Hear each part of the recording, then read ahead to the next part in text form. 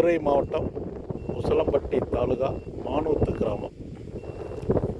எல்லாம் பாயிண்ட் அடையாளம் வச்சுருக்காங்க. இது தேங்காயே கம்பா,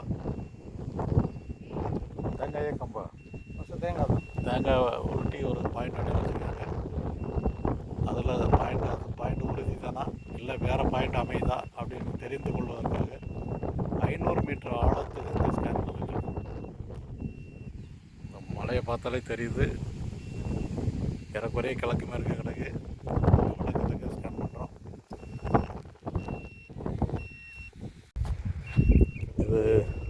இதுலேயும் ஒரு அடையாளம் வச்சுருக்காங்க. இது ரெண்டாவது ஸ்கேனு. 500 மீட்டர் ஆழத்து ஸ்கேன் நடக்கு. முதல் ஸ்கேன் அவர் அடையாளம் வச்சுருது வந்து ஜஸ்ட் ஒரு 1.5 மீட்ரு தான் டிஃப்ரென்ஸில் ஒரு பாயிண்ட் வருது. அது புகை அடங்கிறதே கஷ்டம்.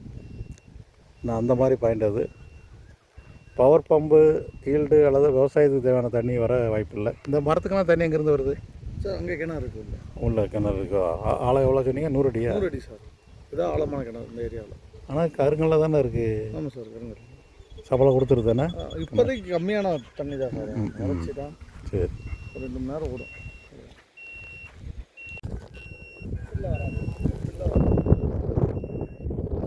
மூணாவது ஸ்கேன். இது வேறு ஒரு லொக்கேஷன் மானூத்து பகுதியில்.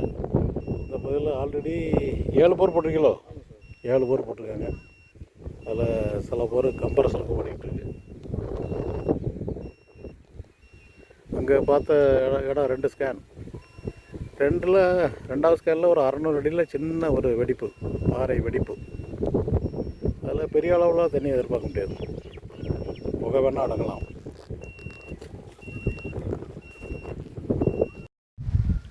அங்கே வச்சு அடையாளம் பண்ண முதல் ஸ்கேன் பாயிண்ட் அது.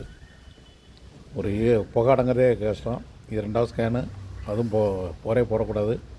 இது 3வது ஸ்கேன். இருக்கிற போர்வெலுக்கு அருகில், மிக அருகில் ஒரு பாயிண்ட்டு, ஒரு சுமாரான ஒரு பாயிண்ட்டு காணப்படுகிறது.